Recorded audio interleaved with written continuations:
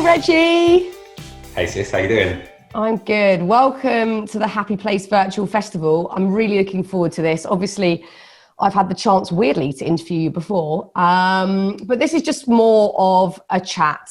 Yes. We've known each other a very long time, obviously, and we know a lot about each other, and we have a sort of shared history in a sense as well. And there's a subject that I think we can both talk about quite well. I'm really interested to hear your angle on it, and that is turning pain into power. Because I've sort of watched from afar you doing this very subtly but successfully, and I'm sort of intrigued as to how you do it. So when do you think you first became aware that you perhaps had the propensity to do such a thing? If I'm honest, it would be around about the time when we were full steam ahead with Smile. So in my late teens, about 18 or 19 years old, I was going through quite a lot at home. Weirdly, you know, we were both going through a lot in terms of having a full-time job for the first time. We were both contracted at the BBC and we were working on multiple shows, and we were navigating being young adults as well, you know, having your first real partner, and we both were buying our first homes. At that time, we were teenagers with mortgages. And that whole process for me was difficult because I was sort of bumping heads quite a lot with my parents. And so moving out was something that became an option because I had a career. Financially, I was in a position where I could buy a home, but I didn't want to leave my younger siblings. But because I was having such a difficult time, I was able to. And in being able to move out, I suddenly felt quite alone in a lot of ways, and work and my work family, yourself included, suddenly became incredibly important. So the first time that I was sort of dealing with stuff, but had to have a professional face, I guess, I was in my late teens. It's a really tricky one because sometimes with pain, and I was thinking about this morning because there's some stuff that happened this week and I was sort of looking at the different shades of pain, and sometimes it feels like it's spiked with anger. So there is this sort of excessive energy that I find quite easy to channel into writing or perhaps a podcast episode or a thought that could inspire a new project. But then often pain can be really sort of drenched in lethargy and sorrow, and that I find a lot harder to channel into something positive. Do you notice that about your own experiences, and how does it differ in how you react to that pain and how you might try and manifest something good out of it? Yeah, I have a fantastic support system now, without a doubt. And I also have, well, I'd include in that support system a brilliant therapist. And I'm sure we'll get onto this in greater detail later. But one of the things that my therapist taught me about was getting to know your shadow.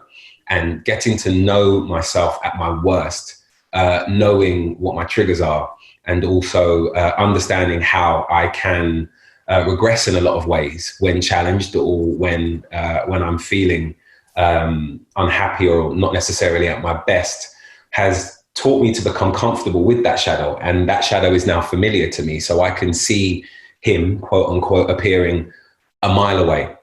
And because I'm comfortable with him and because I know him and what feeds him, I can almost prevent him from coming over the hill, as it were. And as a result, what I've now found myself doing a lot of is using that pain to fuel me creatively.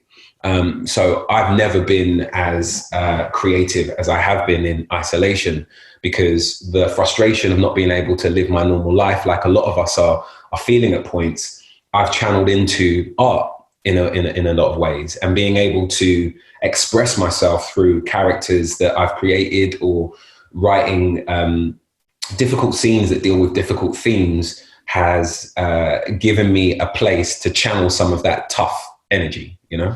Yeah, I'm so interested in that because, you know, we've obviously seen you do that with more recently your script writing, but over the years, obviously, as well with your documentary making, which is the foundations of that, I would assume, are understanding compassion and empathy for others, which maybe isn't possible unless you've experienced pain. Would you say that's right? Well, I think it's a small part of it. I think empathy and understanding are the cornerstones of my progress in a lot of ways. But there's a big difference between the two. Identifying someone's pain is a skill. Empathizing with it is something that is important, and learning, it's a skill that you can learn and something that you should fundamentally have, I think, particularly as a man of my age. But understanding it is something that you can only truly do if you've experienced it. I'm not saying that I would wish the worst things in the world onto myself so I can truly understand everybody that I come into contact with through the documentaries that I make, or the films and shows that I write. But what I really have found to be powerful is to channel some of my own pain into my own pain from understanding into empathizing with somebody else's situation. Because a lot of the time, whenever you meet someone who, and I'm sure you know this, and I think we've spoken about this before, when you meet someone who is going through something and they treat you in a way that is, let's say, less than nice, it's not about you. And that it's not about you thing really changed the way that I was able to navigate some of the more difficult situations I found myself in documentary making. And also in my personal life, you know, when it comes to conflict, when you are rowing with a partner or disagreeing with a friend, sometimes that ability to take a step back and think, hang on, what have you experienced prior to sitting here with me today and to us having this conversation that isn't the person that I know you to be? A lot of the time when you are in conflict, it's not about you. Like the example I always use is traffic. You know, when you're in traffic and someone is screaming and shouting at you because you may be cut in front of them, no normal person is going to fly off at the handle like that. It's because they've had a row with their missus before they left the house. It's because they just got sacked, or because, you know, they made a bet and it didn't come in. It's not about you, and that really has helped me change the way in which I treat other people, and also how easy it is to have empathy for someone who, on face value, you should have no empathy for whatsoever because of the way that they're behaving. I think it's such an important point to look at, because, you know, we can all be led down a path that we don't want to, and to, like you said previously, regress or behave regrettably or speak before we've thought about it because of that. And I think that is a really good example of either choosing to turn pain into power by going, right, I've experienced pain in the past. This doesn't feel so great now that someone's spouting off at me or saying something derogatory, but it is not about me. And that is a choice that we probably have to face weekly, but often we sort of neglect to see it. We're just constantly reacting to things that we see. And I'm massively guilty of that sometimes. And I think it's so important to remember that most people that act out, whether in person or on, you know, social media, which is a huge problem for some people if they feel like they're bullied or ostracized in that sort of community, it isn't a personal vendetta. It is other people's pain manifesting in a sort of wild way because they haven't contained it or thought about it. And I think it's such an important thing for all of us to remember at all points. I also think it's so interesting what you just said about you can have the empathy and the compassion from your own experience, but not necessarily the understanding always. And that's something maybe we should all think about as well, because, you know, we might be quick to give advice, we might be quick to judge or whatever, and we think we're being compassionate and understanding, but actually the understanding bit, like you say, unless you've lived it, you can't, can you? So how do you navigate that if you're doing a documentary and someone is, you know, you might find yourself being judgmental in your head or having your own opinion that you wouldn't necessarily say out loud? How do you try to still forge that connection through empathy? Well, I think it's about moving the conversation forward, right? Because trauma is something that we have no control over, but how we react to that trauma is a choice, right? Yeah. Pain in the present is a choice. And what you do with that pain, I think, is up to you. One of the questions that I ask myself on a regular basis is, how do I want to feel about this? Because for me, it's that simple. I think your initial reactions are muscle memory, right? So that's hurtful, that is frustrating, that has made me angry. But how that feeling progresses and or grows is a choice. So I mean, I'm sure you've heard this, and we all say this a lot. You know, it's that thing that you can put in the front of your mind at all times, which is, what am I going to learn from this, as opposed to, this makes me feel so bad. As far as I'm concerned, everything comes down to perspective, and the way in which you juggle something in your mind's eye and how that then plays out and affects you in your life is a choice, I think. So no matter what it is, big or small, you know, I drop my favorite glass, or right the way through to, you know, I lose money on something, or something goes wrong in my personal life. I always, like, once I get over the initial reaction, which I'm human, I feel something. I'm not the robot that I may appear to be at times. The next stage of reaction for me is, how do I want to feel about this? And what is the lesson here? And it's a lot easier said than done. And it's taken me years of running through these things in my mind. But as a result, I find myself getting quicker and quicker at it, in terms of getting to that place of asking for the lesson and sort of adjusting my reaction. So years ago, I might have, you know, taken a week to get over something painful, whereas now, within the hour, I have a sense of clarity, I have a sense of calm, and I also am working through what the lesson from this might be. And a lot of the time, the lesson is, why have you allowed this situation to happen to you? And what have you given person X in said situation that allows them to believe that their behavior is acceptable? And honestly, I've had that happen so many times where I've gone, why have I allowed that to happen? Yeah. And it's funny because, you know, we're all human. Sometimes you can just walk into a situation where you go, hang on, I'm too much of a grown up. I'm too smart for this to happen to me. But, you know, when emotion gets involved, or when you're busy, sometimes things pass you by, and you can't control everything. But what you can control is your emotion and the way in which you react.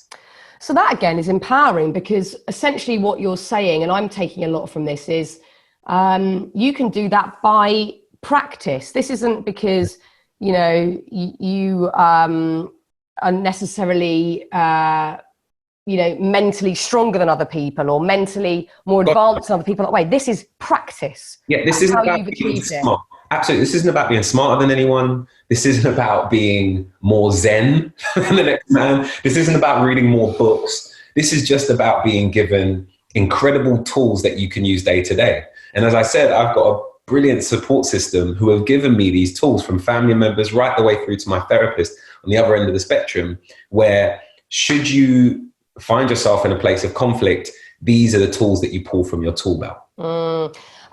Like you just said, you've now managed to speed up that recovery time between experiencing something that's painful and then getting to a place of, let's call it, acceptance. The bit before, where you're still feeling all the feelings of, this person screwed me over, I wish that hadn't happened, this is unfair. How good are you at sitting in pain? Yeah, the seat of self, as they call it, is something that I've come to know very well. Sometimes there is a lot that can be taken from just sitting with something and getting to know it and understanding it.